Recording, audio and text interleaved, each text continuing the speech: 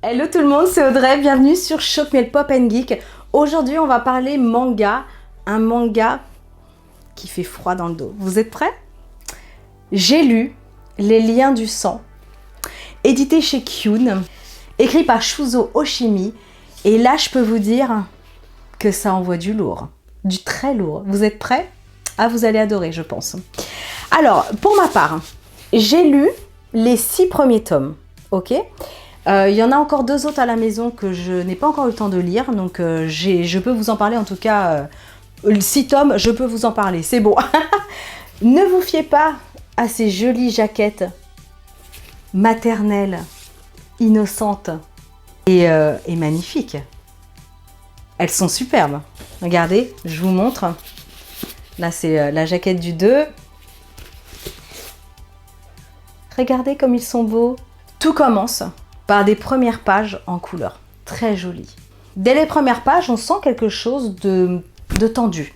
Le petit garçon est avec sa mère, il se promène main dans la main, et ils vont découvrir un petit chat allongé dans la rue. Et là, l'enfant demande à sa maman s'il peut caresser ce petit chat. Elle l'autorise, il caresse le petit chat, et à ce moment-là, il se rend compte qu'il est très froid. Il demande à sa mère pourquoi il est si froid, et elle lui répond très bizarrement qu'il est mort, mais limite, elle esquisse un petit sourire en coin. Imaginez-vous, à la place de cet enfant, vous voyez votre mère dire « il est mort » avec ce petit sourire un peu limite malsain, très glauque. Je peux vous dire que ça fait froid dans le dos. Je vous préviens tout de suite, c'est un seinen, pas de violence physique, mais tout est psychologique. Et c'est très fort, il n'y a pas énormément de texte, et le dessin parle beaucoup. Oh, ça fait froid dans le dos. On se retrouve donc 10 ans plus tard, le petit garçon a bien grandi, il est maintenant au collège. C'est un collégien d'ailleurs sans histoire qui excelle dans les notes sauf en sport. C'est pas trop son truc, d'ailleurs il est souvent moqué à ce moment-là. Le cadre familial est très correct, il vit donc avec sa maman et son papa. Alors il travaille beaucoup mais il est quand même là, il est très présent.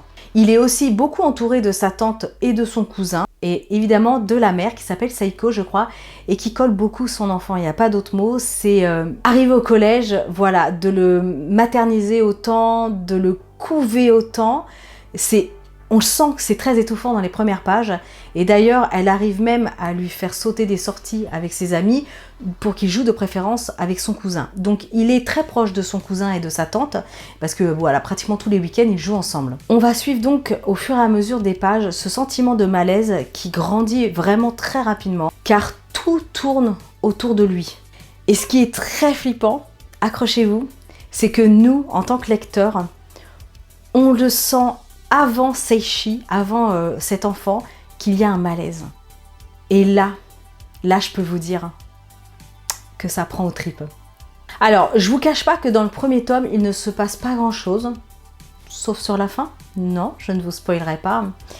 Mais toute l'atmosphère lourde et pesante s'installe. Voilà, c'est vraiment l'installation. Jusqu'à une explosion finale sur les 2 derniers chapitres. Alors là, totalement inattendue, qui laisse vraiment le lecteur en haleine, et je peux vous assurer que le tome 2, vous l'enchaînez tout de suite après. C'est vraiment un thriller paralysant et malaisant. Et je vous le rappelle, il n'y a pas de violence physique, c'est tout dans la tête, tout psychologique. Voilà, je ne peux pas vous en dire trop parce que ça serait vraiment dommage, vraiment, il faut vraiment que vous puissiez découvrir par vous-même les liens du sang. J'ai hâte de lire le 7 et le 8 parce que je l'ai à la maison, le 9 va pas tarder. En tout cas, c'est vraiment une lecture que je vous conseille parce que c'est absolument génial, vraiment. Allez, en attendant, likez, partagez, abonnez-vous à la chaîne Choc Miel Pop & Geek, et moi je vous dis à très bientôt. Ciao!